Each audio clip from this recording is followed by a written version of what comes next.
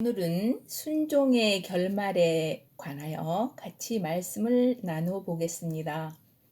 로마서 5장 19절 한 사람이 순종치 아니함으로 많은 사람이 죄인 된 것 같이 한 사람이 순종함으로 많은 사람이 의로운 자가 될 것임이라.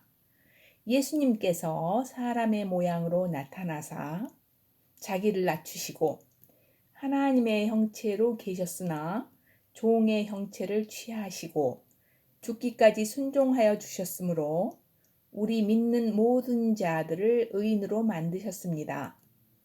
우리 각자도 순종으로 종으로 의에 이르고 오직 순종함으로 예수님과 동역하여 나를 내어드리고 그분이 우리 안에 일하게 하심으로 다른 의인들을 만들고 그들도 순종의 종을 만들어 의에 이르게 할 수 있습니다.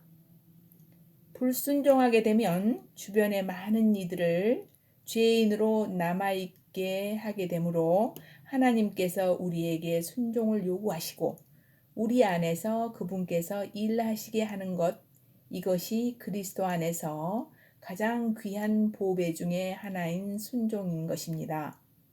순종했을 때 기다리는 축복은 놀라운 것으로 영혼들을 주시는 것입니다. 고린도후서 1장 20절 하나님의 약속은 얼마든지 그리스도 안에서 예가 되니 그런즉 그로 말미암아 우리가 아멘 하여 하나님께 영광을 돌리게 되느니라. 우리가 순종을 배운다 함은 죽기까지 순종하는 것을 말하며 자신의 순종이 우리를 혼의 죽음으로 인도합니다.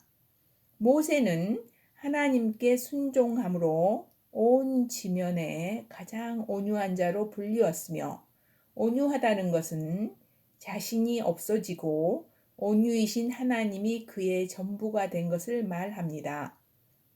히브리서 8장 5절 모세는 참으로 나중에 말하게 될 것을 증언하기 위하여 그분의 온 집에서 종으로 신실하였으되라고 기록되었고 또 하나님께서 말씀하시되 내가 얼굴을 마주 대하여 말하고 분명히 말하며 이해하기 어려운 말로 말하지 않거니와 그는 나 여호와의 모습을 보는 사람이다.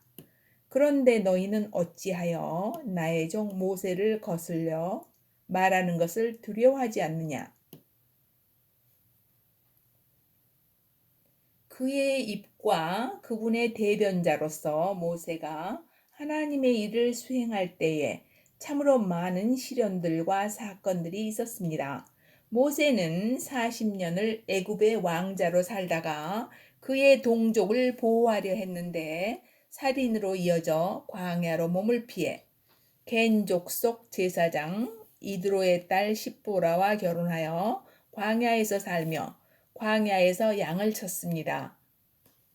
40년 후 하나님의 부르심을 받고 두 아들과 아내와 애굽을 향해 큰 소명을 받고 길을 가는데 출애굽기 5장 24절 25절에서는 여관에서 여호와께서 모세를 죽이려 하니 그의 아내 십보라가 얼른 돌칼을 갈아 두 아들에게 할례를 베풀어 자른 포피를 남편 발 앞에 던지며 당신은 참으로 내게 피 흘리는 남편이로다 하니 이에 그분께서 그를 살리셨고 그때 그녀가 당신은 피 흘리는 남편이로다 함은 할례 때문이었다고 합니다.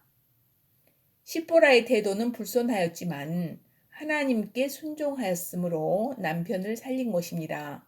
아내의 순종이 남편을 살립니다. 그의 아내는 겐 족속으로 이스라엘처럼 목이 곧은 여인으로 모세가 아들들을 할례 받아야 한다고 했을 때 반대를 했기 때문에 그 상황을 금방 이해한 것입니다. 마치 영국의 죽은 황태자비 다이아나가 그의 두 아들이 자칭 유대인이라서 생후 8일 만에 할례를 베풀려 했을 때 절대 내 아들들에게 칼을 댈 수 없다고 반대를 하여 할례를 시키지 않는 것처럼 그녀도 그리하였는데 중책을 맡은 남편을 하나님께서 다루셨습니다. 이스라엘의 남자들은 할례를 받아야 했으니까요. 민수기 12장 1절에 모세가 구스, 즉 이디오피아 이방 여인과 결혼하였으므로 미리엄과 아론이 그 이디오피아 여인으로 인해 모세를 비방하였는데 그는 사건이 생길 때마다 말없이 하나님 앞에 엎드렸습니다. 이것이 순종의 표현입니다. 민수기 12장 3절에 이때에 이 사람 모세는 매우 온유하여 지면의 모든 사람보다 온유하였더라 라고 기록되어 있습니다.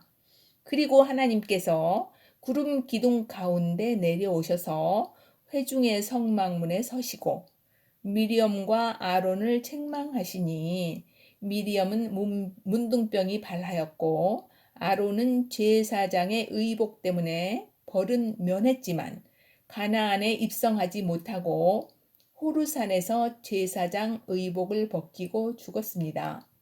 성경은 창세기 시작부터 계시록 마지막까지 예수님에 대해서 기록한 것입니다. 요한복음 5장 39절 성경 기록들을 탐구하라. 그 까닭은 너희가 그 안에서 영원한 생명을 얻는 줄로 생각하기 때문이니 그것들이 바로 나에 대하여 증언하느니라. 모세도 오실 메시아를 예표하시고 또한 복음이 오기 전 율법을 대표하기도 했습니다. 하나님과 얼굴을 대하고 입에서 입으로 명백히 말하시는 사이인데 그의 마음대로 이디오피아 여인과 혼인을 했을까요? 이방 여인인데요. 아닙니다. 그의 첫 아내 십보라는 목이 곧은 유대인을 예표하고 두 번째 부인은 앞으로 부르실 이방인인 우리를 예표한 것입니다.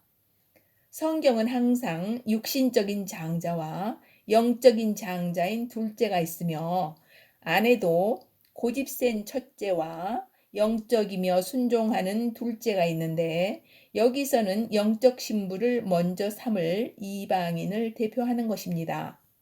출애굽기 18장 2절에 모세의 장인 이드로는 모세가 돌려보냈던 모세의 아내 십보라와 십보라의 두 아들을 데리고 왔다고 기록되어 있으며 게르솜은 내가 외국 땅에서 체류자가 되었다 이고 엘리에셀은 하나님 아버지가 날 도우시어 파라오의 칼에서 구해 주었다. 또 나의 하나님께서 나를 도우시다라는 뜻입니다. 그의 아들 이름처럼 나그네의 땅에서 우리를 마귀의 소나기에서 건져주신 하나님의 도움으로 우리가 모세로 표상된 예수 그리스도의 아들됨과 신부됨이고 또 그의 아내 십보라는 돌려보냈다가 다시 구원하실 유대인을 예표합니다. 전지전능하신 하나님께서는 우리 인간들의 머리와 생각으로는 볼 수 없는 광대무변하신 계획과 생각을 가지고 계시며 알파와 오메가이심으로 처음부터 끝까지 보시고 계획을 세우셨습니다.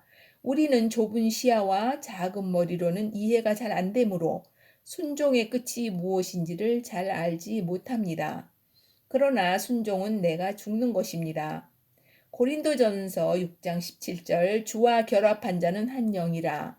그분은 우리와 영으로 하나가 되셨으므로 그분은 우리의 눈과 입과 손과 발이 필요하십니다. 전문적인 운전수에게 운전을 맡겨야 어떤 악조건 속에서도 잘 진행할 수가 있습니다. 믿고 맡기는 것이 순종하는 것이요. 우리에게는 이해만 있는 것입니다. 우리는 주기 싫어하고, 지기 싫어하고, 듣기 싫어하고, 하기 싫어하고, 나를 내주고 싶지 않는 수많은 경우가 있을 때 그분을 부르시면 우리의 뜻과는 다르게 대개는 반대되는 경우로 인도하시고 그때 하나님의 눈높이가 되어 빼앗기는 것이 복이요. 주는 자가 축복이요. 지는 자가 이기는 자인 것을 알고 행하는 것입니다. 항상 믿음 속에서 순종 가운데서 살아갈 수 있는 힘과 지혜를 얻기 위해서 예수 그리스도를 의지하고 신뢰하며 우리가 먼저 순종함으로 인하여 우리의 사랑하는 자들을 약속의 땅으로 인도해 주시를 하나님 아버지와 주 예수님께 사랑과 존귀를 늘 올려드리는 하루하루가 되시기를 축복합니다. 감사합니다.